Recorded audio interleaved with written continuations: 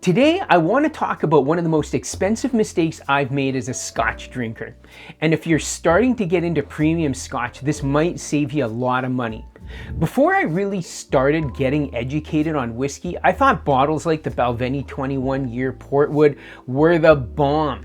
It had the age statement, the fancy packaging, the premium reputation, and it had the 21-year-old number right on the label right in front. And honestly, at the time, I thought it was amazing. But then I started tasting more cask strength Scotch. I started paying attention to ABV, trying non-chill filtered Scotch. I started caring about natural color and comparing flavor intensity, mouthfeel, finish, and actual value in the glass. And that completely changed how I looked at expensive bottles. Welcome to Dram Straight. I'm Mike, and today I'm going to share my lesson I learned about Scotch knowledge.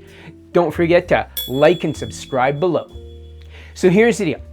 I've mentioned this before. Age alone does not always guarantee intensity, value, or mean a whiskey is automatically better. The Balvenie 21 Portwood is a very respected Scotch, and I'm not saying that it's bad. It is a smooth, elegant, and absolutely approachable Scotch. It has that soft, polished Speyside profile, and I did enjoy it.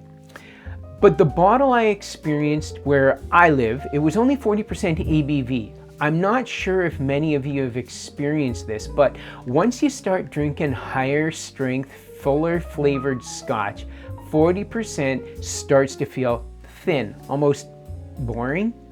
It definitely feels watered down. I can start to feel like there's a beautiful whiskey hiding underneath, but it has been softened so much that the flavor does not hit you the way I would like to expect, especially at $700 Canadian. That is where I have the problem. When you're paying that kind of money, I don't just want a famous name, a nice box, and a big age statement.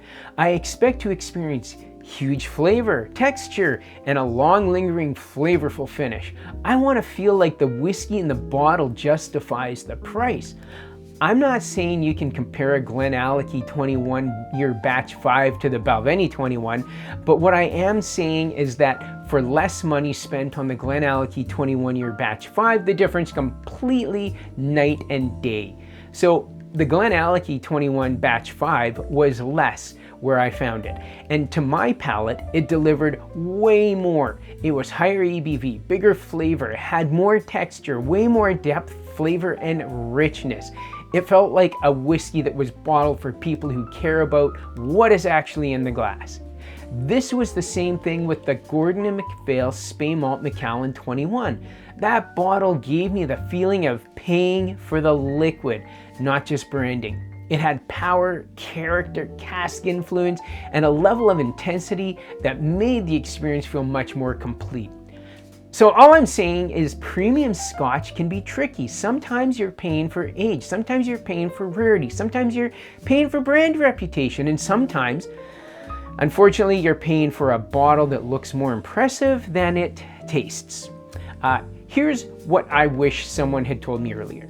Before spending big money on Scotch, do not just look at the age statement. Look at the ABV, ask is it non-chill filtered or natural color or no color added.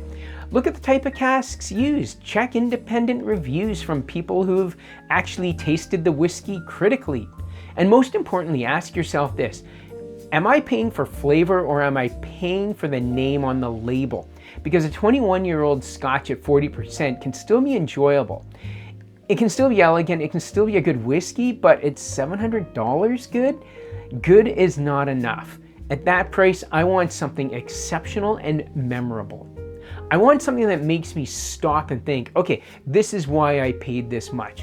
And for me, once I started tasting bottles like the Glenallachie 21 Batch 5 and Gordon MacPhail Spey Malt Macallan, I realized that there are better ways to spend premium Scotch money.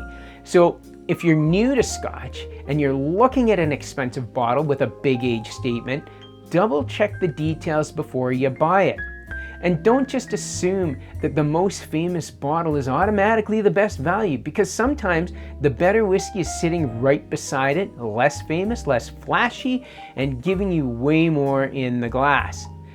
That's the kind of Scotch I'm looking for now. honest, flavorful, well-presented whiskey that actually earns its price. If you've ever had the Balvenie 21 Portwood, Glenallachie 21, or any premium Scotch that changed the way you think about value, let me know in the comments. And if you want more honest Scotch reviews and simple whiskey education, don't forget to like and subscribe below. Cheers.